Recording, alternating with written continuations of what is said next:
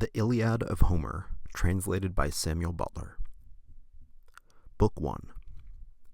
Sing, O goddess, the anger of Achilles, son of Peleus, that brought countless ills upon the Achaeans.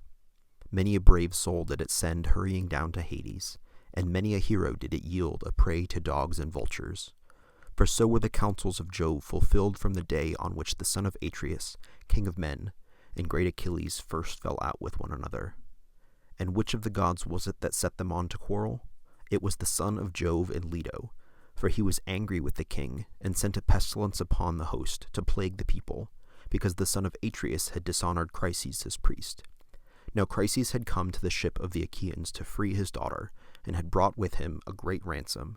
Moreover, he bore in his hand the scepter of Apollo, wreathed with a suppliant's wreath, and he besought the Achaeans, but most of all the two sons of Atreus who were their chiefs.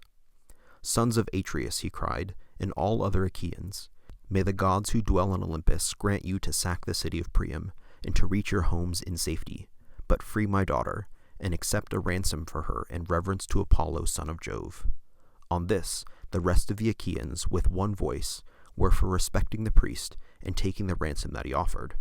But not so Agamemnon, who spoke fiercely to him and sent him roughly away. Old man, said he, let me not find you tarrying about our ships, nor yet coming hereafter. Your scepter of the god and your wreath shall profit you nothing. I will not free her. She shall grow old in my house at Argos, far from her own home, busying herself with her loom and visiting my couch. So go, and do not provoke me, or it shall be the worse for you. The old man feared him and obeyed. Not a word he spoke, but went by the shore of the sounding sea, and prayed apart to King Apollo, whom lovely Leto had borne. Hear me, he cried, O god of the silver bow, that protectest Chryse and holy Cilla, and the rulest Tenedos with thy might. Hear me, O thou of Sminth, if I had ever decked your temple with garlands, or burned your thigh bones in fat of bulls or goats, grant my prayer, and let your arrows avenge these my tears upon the Danaans. Thus did he pray, and Apollo heard his prayer. He came down furious from the summits of Olympus, with his bow and his quiver upon his shoulders, and the arrows rattled on his back with a rage that trembled within him. He sat himself down away from the ships, with a face as dark as night, and his silver bow rang death as he shot his arrow in the midst of them. First he smote the mules and their hounds, but presently he aimed his shafts at the people themselves, and all day long the pyres of the dead were burning.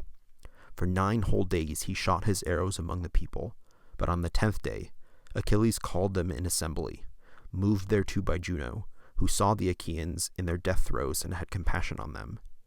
Then, when they were together, he rose and spoke among them.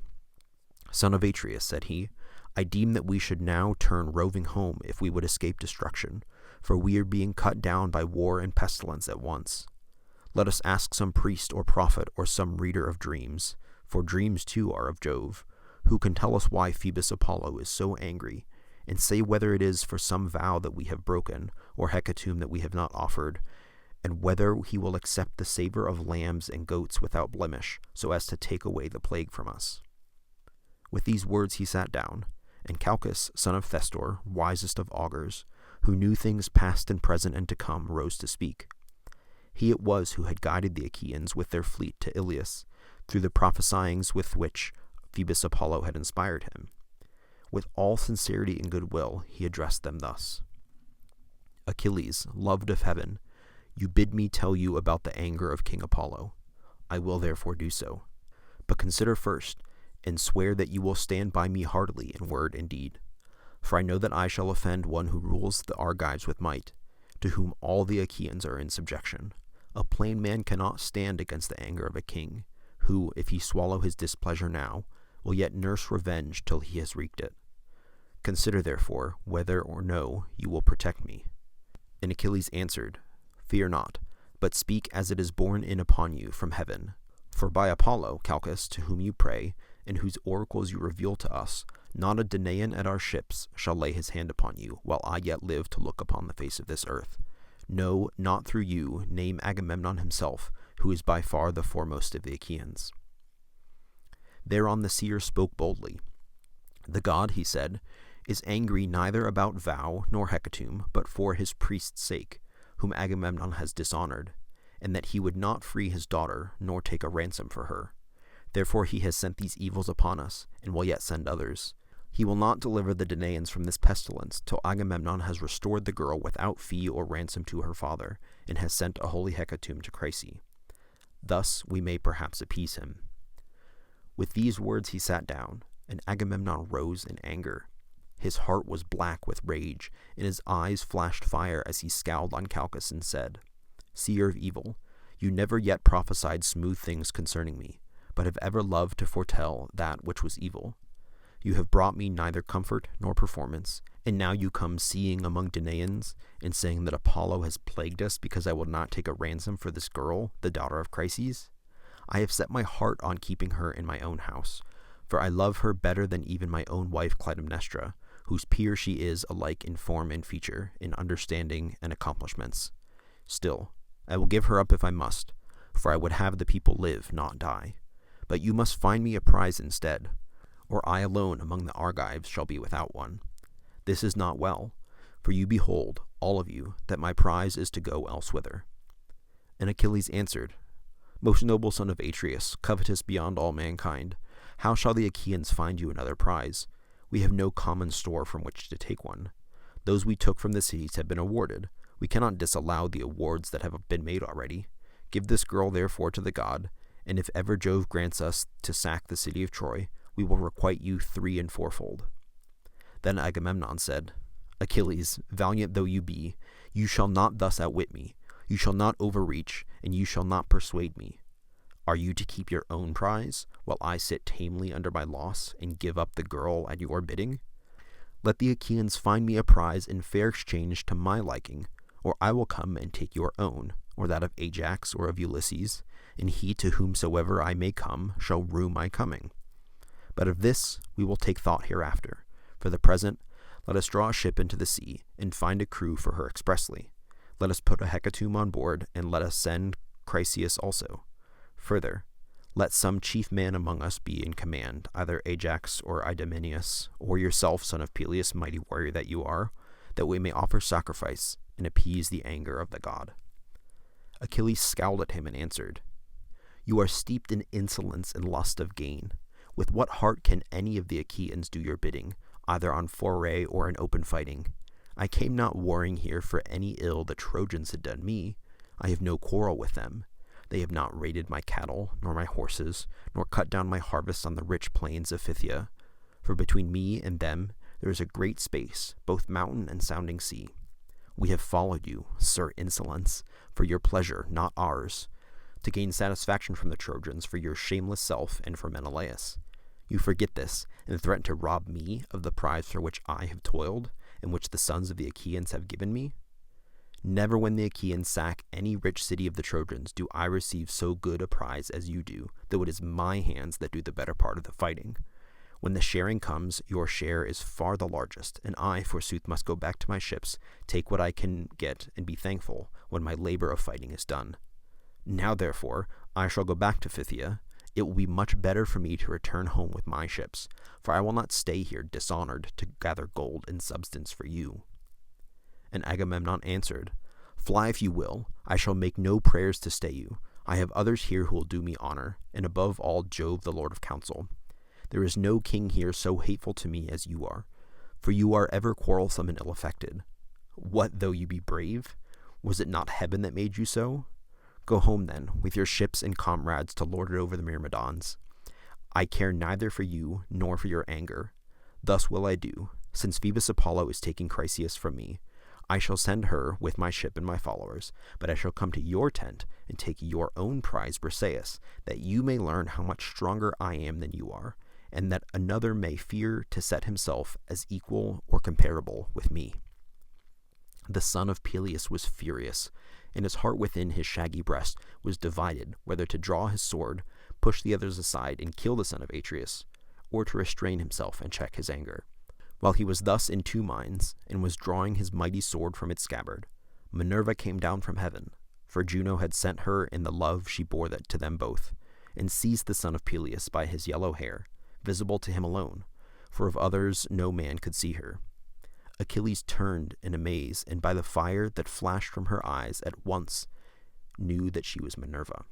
"Why are you here?" said he, "daughter of the aegis-bearing Jove?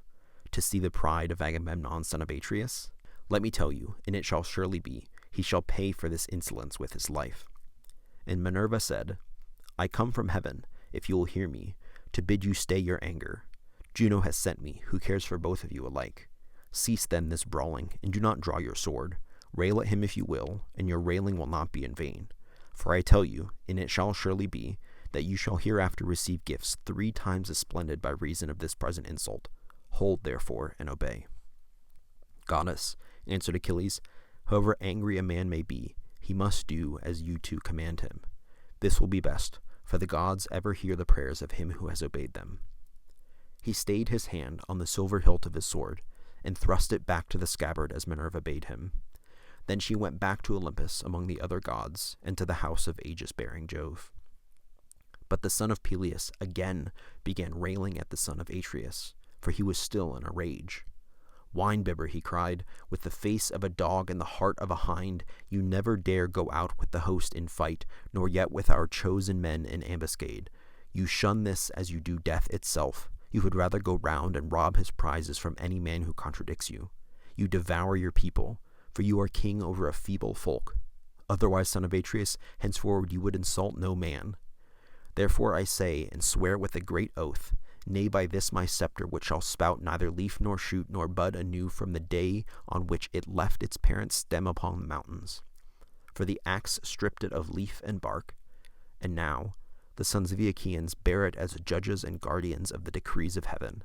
So surely and solemnly do I swear that hereafter they shall look fondly for Achilles and shall not find him. In the day of your distress, when your men fall dying by the murderous hand of Hector, you shall not know how to help them, and shall rend your heart with rage for the hour when you offered insult to the bravest of the Achaeans." With this, the son of Peleus dashed his gold-bestudded scepter on the ground and took his seat, while the son of Atreus was beginning fiercely from his place upon either side.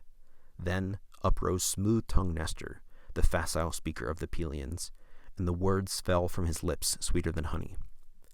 2 generations of men, born and bred in Pylos, had passed away under his rule, and he was now reigning over the 3rd. With all sincerity and goodwill, therefore, he addressed them thus. "Of a truth," he said, "great sorrow has befallen the Achaean land. Surely Priam with his sons would rejoice, and the Trojans be glad at heart, if they could hear this quarrel between you two, who are so excellent in fight and counsel. I am older than either of you, therefore be guided by me. Moreover, I have been the familiar friend of men even greater than you are, and they did not disregard my counsels. Never again can I behold such men as Pirithous and Dryas, shepherd of his people, and Caeneus, Exadius, godlike Polyphemus, and Theseus, son of Aegeus, peer of the immortals. These were the mightiest men ever born upon this earth. Mightiest were they, and when they fought the fiercest tribes of mountain savages, they utterly overthrew them. I came from distant Pylos, and went about among them, for they would have me come, and I fought as it was in me to do. Not a man now living could withstand them, but they heard my words and were persuaded by them. So be it also with yourselves, for this is the more excellent way. Therefore, Agamemnon, though you be strong, take not this girl away, for the sons of the Achaeans have already given her to Achilles. And you, Achilles, strive not further with the king, for no man who by the grace of Jove wields a scepter has like honor with Agamemnon. You are strong, and have a goddess for your mother, but Agamemnon is stronger than you, for he has more people under him. Son of Atreus, check your anger, I implore you. End this quarrel with Achilles, who in the day of battle is a tower of strength to the Achaeans." And Agamemnon answered, "Sir, all that you have said is true, but this fellow must needs become our lord and master. He must be lord of all, king of all, captain of all, and this shall hardly be. Granted that the gods have made him a great warrior, have they also given him the right to speak with railing?" Achilles interrupted him. "I should be a mean coward," he cried, "were I to give in to you all the things. Order other people about, not me, for I shall obey no longer. Furthermore I say, and lay my saying upon your heart, I shall fight neither you nor any man about this girl, for those that take were those that also gave. But of all else that is at my ship, you shall carry away nothing by force. Try, that others may see if you do, my spear shall be reddened with your blood." When they had quarreled thus angrily, they rose and broke up the assembly at the ships of the Achaeans. The son of Peleus went back to his tents and ships with the son of Menoetius in his company, while Agamemnon drew a vessel in the water and chose a crew of 20 oarsmen. He escorted Chryseis on board, and sent moreover a hecatomb for the god, and Ulysses went as captain. These then went on board and sailed their ways over the sea. But the son of Atreus bade the people purify themselves. So they purified themselves and cast their filth into the sea. Then they offered hecatombs of bulls and goats without blemish on the seashore, and the smoke with the savor of their sacrifice rose curling up toward heaven. Thus did they busy themselves throughout the host. But Agamemnon did not forget the threat that he had made Achilles, and called his trusty messengers and squires Talthabius and Eurybates. "Go," he said, "to the tent of Achilles, son of Peleus. Take Briseis by the hand, and bring her hither. If he will not give her, I shall come with others and take her, which will press him harder." He charged them straightly further, and dismissed them, whereon they went their way sorrowfully by the seaside, till they came to the tents and ships of the Myrmidons. They found Achilles sitting by his tent and ships, and ill-pleased he was when he beheld them. They stood fearfully and reverently before him, and never a word did they speak. But he knew them, and said, "Welcome, heralds, messengers of gods and men, draw near. My quarrel is not with you, but with Agamemnon, who has sent you for the girl Briseis. Therefore, Patroclus, bring her and give her to them.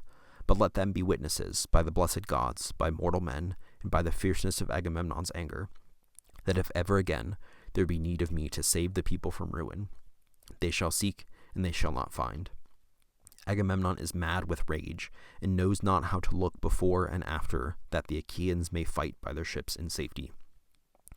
Patroclus did as his dear comrade had bidden him. He brought Briseis from the tent, and gave her over to the heralds, who took her with them to the ships of the Achaeans, and the woman was loth to go. Then Achilles went all alone by the side of the hoar sea, weeping and looking out upon the boundless waste of waters. He raised his hands in prayer to his immortal mother. "Mother," he cried, "you bore me doomed to live but for a little season. Surely Jove, who thunders from Olympus, might have made that little glorious. It is not so. Agamemnon, son of Atreus, has done me dishonor, and has robbed me of my prize by force." As he spoke, he wept aloud, and his mother heard him where she was sitting in the depths of the sea, hard by the old man her father. Forthwith she rose, as it were, a great mist out of the waves, sat down before him, as he stood weeping, caressed him with her hand, and said, "My son, why are you weeping? What is it that grieves you? Keep it not from me, but tell me, that we may know it together." Achilles drew a deep sigh and said, "You know it. Why tell you what you know well already? We went to Thebe, the strong city of Eetion, sacked it, and brought hither the spoil. The sons of the Achaeans shared it duly among themselves, and chose lovely Chryseis as the meed of Agamemnon. But Chryses, priest of Apollo, came to the ships of the Achaeans to free his daughter, and brought with him a great ransom. Moreover, he bore in his hand the scepter of Apollo, wreathed with a suppliant's wreath, and he besought the Achaeans, but most of all the 2 sons of Atreus, who were their chiefs. On this, the rest of the Achaeans with one voice were for respecting the priest and taking the ransom that he offered, but not so Agamemnon, who spoke fiercely to him and sent him roughly away. So he went back in anger, and Apollo, who loved him dearly, heard his prayer. Then the god sent a deadly dart upon the Argives, and the people died thick on one another, for the arrows went everywhither among the wide host of the Achaeans. At last, a seer in the fullness of his knowledge declared to us the oracles of Apollo, and I was myself first to say that we should appease him. Whereon the son of Atreus rose in anger, and threatened that which he has since done. The Achaeans are now taking the girl in a ship to Chryse, and sending gifts of sacrifice to the god. But the heralds have just taken from me my tent, the daughter of Briseis, whom the Achaeans had awarded to myself. Help your brave son, therefore, if you are able. Go to Olympus, and if you have ever done him service in word or deed, implore the aid of Jove. Ofttimes in my father's house have I heard your glory, in that you alone of the immortals saved the son of Saturn from ruin, when the others, with Juno, Neptune, and Pallas Minerva, would have put him in bonds. It was you, goddess, who delivered him by calling to Olympus, the 100-handed monster whom the gods call Briareus, but men, Aegeon, for he is stronger even than his father. When therefore he took his seat all glorious beside the son of Saturn, the other gods were afraid and did not bind him. Go then to him, remind him of all this, clasp his knees, and bid him give succor to the Trojans. Let the Achaeans be hemmed in at the sterns of their ships and perish on the seashore, that they may reap what joy they may of their king, and that Agamemnon may rue his blindness in offering insult to the foremost of the Achaeans. Thetis wept and answered, My son, woe is me that I should have borne or suckled you. Would indeed that you had lived your span free from all sorrow at your ships, for it is all too brief. Alas, that you should be at once short of life and long of sorrow above your peers. Woe therefore was the hour in which I bore you. Nevertheless, I will go to the snowy heights of Olympus and tell this tale to Jove, if he will hear our prayer. Meanwhile, stay where you are with your ships, nurse your anger against the Achaeans, and hold aloof from fight. For Jove went yesterday to Oceanus, to a feast among the Ethiopians. The other gods went with him. He will return to Olympus 12 days hence. I will then go to his mansion paved with bronze, and will beseech him, nor do I doubt that I shall be able to persuade him. On this she left him, still furious at the loss of her that had been taken from him. Meanwhile Ulysses reached Chryse with the hecatomb. When they had come inside the harbor, they furled the sails and laid them in the ship's hold. They slackened the forestays, lowered the mast into its place, and rowed the ship to the place where they would have her lie. There they cast out their mooring stones and made fast the hawsers. Then they got out upon the seashore and landed the hecatomb for Apollo. Chryseis also left the ship, and Ulysses led her to the altar to deliver her into the hands of her father. Chryseis, said he, King Agamemnon has sent me to bring you back your child and to offer sacrifice to Apollo on behalf of the Danaans, that we may propitiate the god, who has now brought sorrow upon the Argives. So saying, he gave the girl over to her father, who received her gladly, and they ranged the holy hecatomb all orderly round the altar of the god. They washed their hands and took up the barley meal to sprinkle over the victims, while Chryseis lifted up his hands and prayed aloud on their behalf. Hear me, he cried, O god of the silver bow, that protectest Chryse and holy Killa, and rulest Tenedos with thy might. Even as thou didst hear me aforetime when I prayed, and didst press hard upon the Achaeans, so hear me yet again, and stay this fearful pestilence from the Danaans. Thus did he pray, and Apollo heard his prayer. And when they had done praying and sprinkling the barley meal, they drew back the heads of the victims and killed and flayed them. They cut out the thigh bones, wrapped them round in 2 layers of fat, set some pieces of raw meat on top of them, and then Chryseis laid them on the wood fire and poured wine over them, while the young men stood near him with 5-pronged spits in their hands.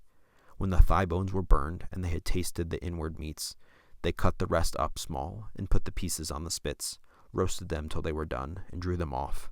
Then, when they had finished their work, and the feast was ready, they ate it, and every man had his full share, so all were satisfied. As soon as they had enough to eat and drink, pages filled the mixing bowls with wine and water and handed it round, after giving every man his drink offering. Thus all day long the young men worshipped the god with song, hymning him and chanting the joyous paean, and the god took pleasure in their voices.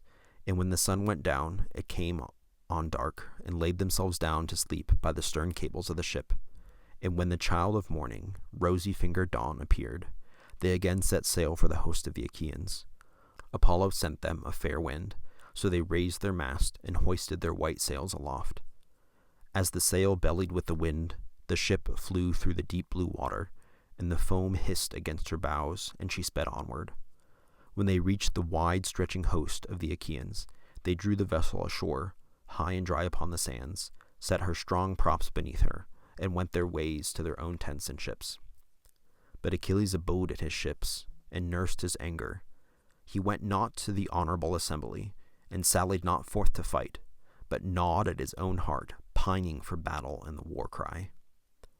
Now after 12 days the immortal gods came back in a body to Olympus, and Jove led the way.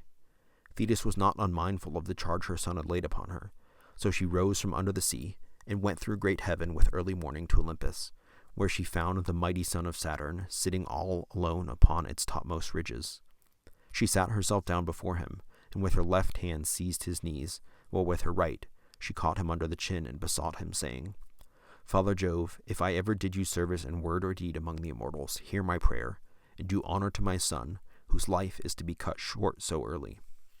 King Agamemnon has dishonored him by taking his prize and keeping her. Honor him then yourself, Olympian lord of counsel, and grant victory to the Trojans, till the Achaeans give my son his due and load him with riches in requital." Jove sat for a while silent, and without a word, but Thetis still kept firm hold of his knees, and besought him a second time. "Incline your head," said she, "and promise me surely, or else deny me, for you have nothing to fear, that I may learn how greatly you disdain me." At this, Jove was much troubled, and answered, "I shall have trouble if you set me quarreling with Juno, for she will provoke me with her taunting speeches. Even now she is always railing at me before the other gods, and accusing me of giving aid to the Trojans. Go back now, lest she should find out. I will consider the matter, and bring it about as you wish. See, I incline my head that you may believe me. This is the most solemn promise that I can give to any god. I never recall my word, or deceive, or fail to do what I say when I have nodded my head." As he spoke, the son of Saturn bowed his dark brows, and the ambrosial locks swayed upon his immortal head till vast Olympus reeled. When the pair had thus laid their plans, they parted, Jove to his house, while the goddess quitted the splendor of Olympus and plunged into the depths of the sea.